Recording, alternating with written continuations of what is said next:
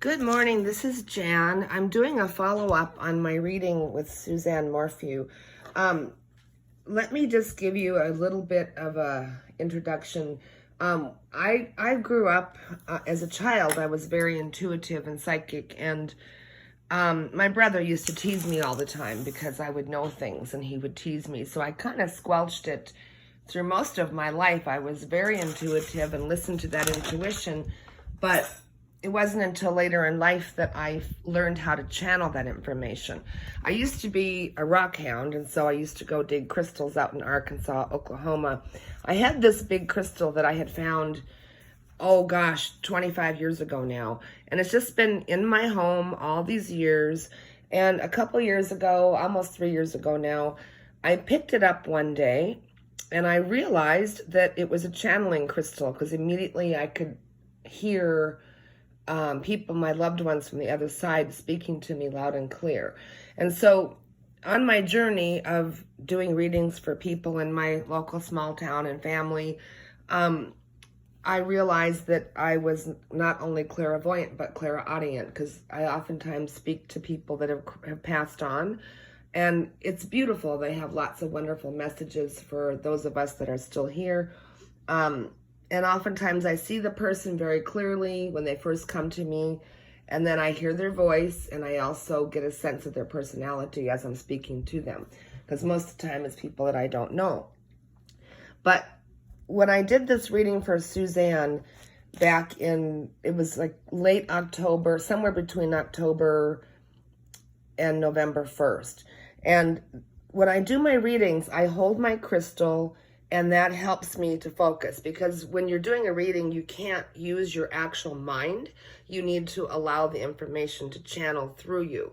So when I hold the crystal in my hand, that helps me to just shut my mind off and to allow the channeling to occur. That's how I do it. Other people, like I know that one guy on TV, that one Hollywood psychic guy, he scribbles on paper when he does his, because that helps him to shut his mind off. And I'm not comparing myself in any way, shape, or form to him, but I'm just saying that for me, when I use the crystal, I can hear the messages come loud and clear, and my mind doesn't get in the way. And that's what you need to do when you're doing readings. Anyway, so, excuse me. What I wanted to talk about today was I had done a short reading about Suzanne's reading that I had done back in 2020, and I didn't really want to publish anything. I was trying to get a hold of people to share the information, but found it to be very difficult to do. I know Adventures of Purpose had gone to a couple sites, but then the weather got bad, and so they couldn't finish. So when I do my readings, I have to have a scribe. I mean, if I'm doing ones by myself, if I'm with a person, that's different. Then they're taking notes or they're getting the information from spirit. But when I do them by myself, I have my cousin, my favorite cousin. She lives in Brazil, Indiana, Tess, and her and I are real close, and I trust her completely. And so when I do readings for myself or by myself, I call her, get her on the phone, and she scribes and takes notes for me. Because a lot of times when information's coming through quickly, I can't always remember everything, especially since it's just being channeled. So she keeps notes.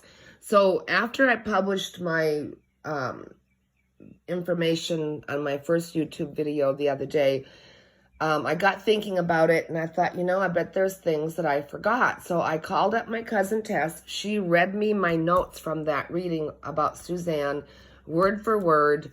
I copied them down, and that's what we're going to go through today, because there are a few things that I remember differently. I can see the place where Suzanne's at. If I was in Colorado and I was standing in front of this place, I could say, that's the place. But unfortunately, I'm not there. And I'm a very busy person with running a store and everything, so I can't really go out there right now. But I just feel it's up to somebody else to take this information and to find Suzanne. So let's just go through this so it doesn't get to be too long. Okay, this reading came about after I had 2 dreams about Suzanne. I called my cousin And right away, as soon as I started the reading, I always start with a prayer because you want to make sure you don't have any bad influences or bad spirits coming through. And right away, I said, Suzanne's here. I saw her. She was right there. So I have found that it's very easy to just ask spirits questions, and they will, if they know the answer, they will answer you. So right away, I said, Suzanne, where is your body located? Can you see it from above or an aerial view? And right away, that's when she mentioned the swift birds, and I could see those. And then she mentioned a cement pillar with rebar. And I asked her about the pillar, and it wasn't her telling me this, but Spirit was saying that the pillar was supposed to be used upright or head bend, but now it was laying down in the water. Her body was attached to it. Now, she told me that. She said her body is attached to the pillar.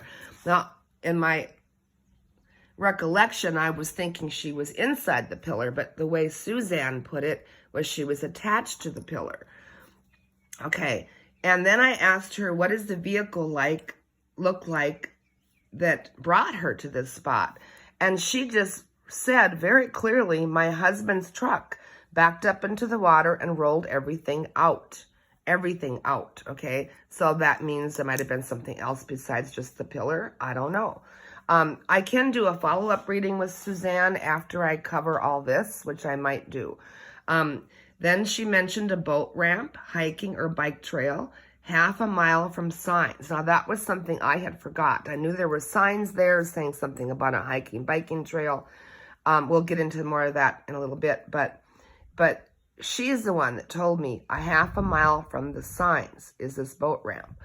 Okay, the birds near the waterfall or bridge, man-made structure. So there's some kind of a bridge, waterfall, or man-made structure and small caves nearby this boat ramp area, okay? And nearby could be like a mile, a half mile, that I don't know. And I asked her, do you know this place? And she said no, but her husband did. So he had been there before. He knew of this place. She had never been there before. Okay, so then I just asked her, what is the name of this place? And the first thing, and this keeps coming up, Poncha Springs, okay? So I truly believe she is near Poncha Springs because this comes up over and over and over. Then that's when she said there was a wide part of the river. There's a Y or a V nearby. Now, I should have clarified this, but I'm assuming that is in the landscape or in like a island in the river. I'm not sure, but there was a Y or a V. It could be the roads. But I think that this is like if she's looking down on the spot, this would be her aerial view. There's a Y or a V nearby. And I said, is there a park nearby? And she said, this is what Suzanne said in the reading, Poncha Springs Boat Landing, Poncha Springs Trail is what she said. And I said, is there a road number? And this is complicated, but this is exactly what I got. On 50 West, backtrack. No exit on eastbound side. Backtrack to south. I believe that's what my notes say. Okay, now, to be more specific, it says dirt road leads to the boat ramp, or dirt or gravel road. A sign, Poncha Springs Trailhead Road. Now, I tried Googling this, so I might not have it exactly, but this is Suzanne telling me, Poncha Springs Trailhead Road. Okay, she also mentioned a blue sign with number 6 on it. Now, I'm not sure what that means. I'm kind of assuming it's like a county road sign, but a blue sign with number 6 on it. And then I asked her, can you show me what it looks like from the aerial view, landmarks, etc.?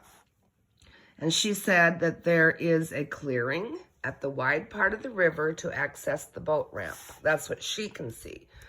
Can one of our guides or your guides provide a GPS, Google Maps, GPS?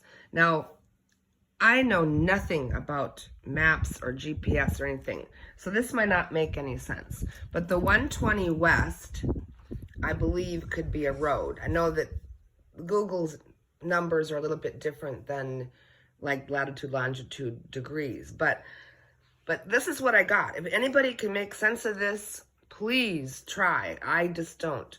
But here's what I got. Southwest, 1, 2, 3, 4, 6, 6. Now that could be feet, or I don't know how it works for Google GPS, but Southwest, 1, 2, 3, 4, 6, 6.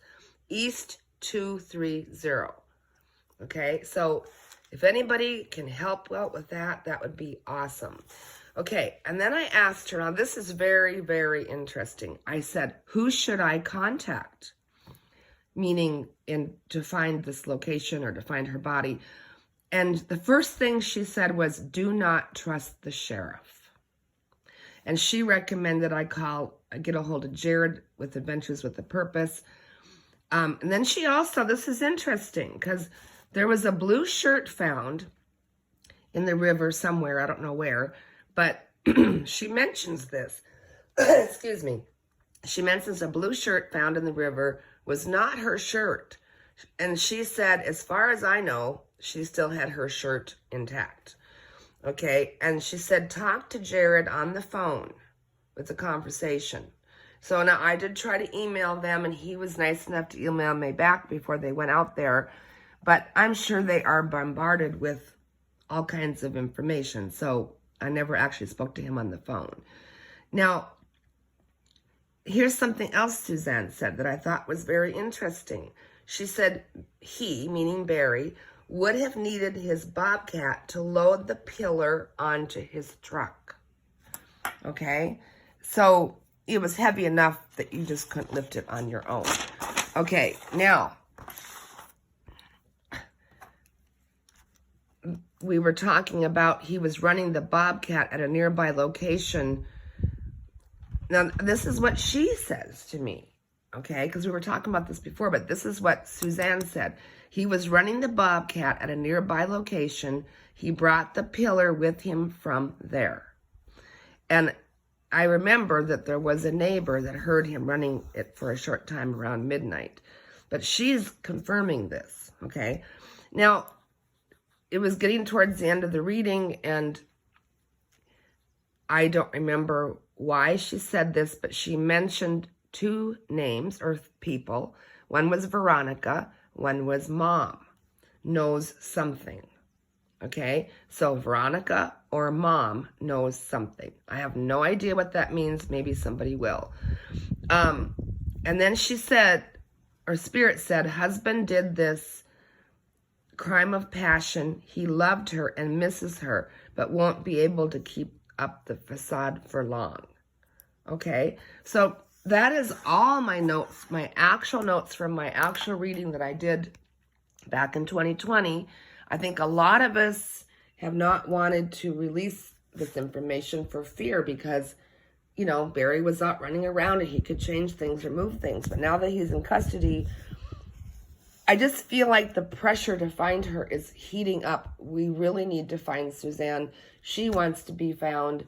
And because this reading was done, you know, so long ago, I think what I'm going to do is I'm going to do another reading in the next day or so, an actual, you know, new reading about if there's any more clarification on this area. But, you know, I just have a feeling somebody is going to find her soon. And a lot of this information that we're getting from different psychics and things too, it's all important because, like, for instance, Donna mentioned she saw a suitcase. Well, it's very possible he had her in a suitcase, and when he got this pillar, he attached the suitcase to the pillar and rolled everything out into the water. I mean, these bits and pieces of different people's readings are very important because, you know, everybody does things differently, does their readings differently. But the information is starting to kind of cross over. Like, you know, Donna mentioned also something cement, but she's not seeing a pillar. I'm definitely seeing a round, tubular, long column pillar stricture. And that's what Suzanne told me, was that there's a pillar holding her down. So I hope this helps. I don't have a lot of time to do this today. I've got to run off to work, but I hope this helps. Let me know if you guys have any ideas off of this information, because all your guys' ideas, you're all very intuitive people too, and your ideas matter. So leave comments or let me know what you think. Have a great day. Bye.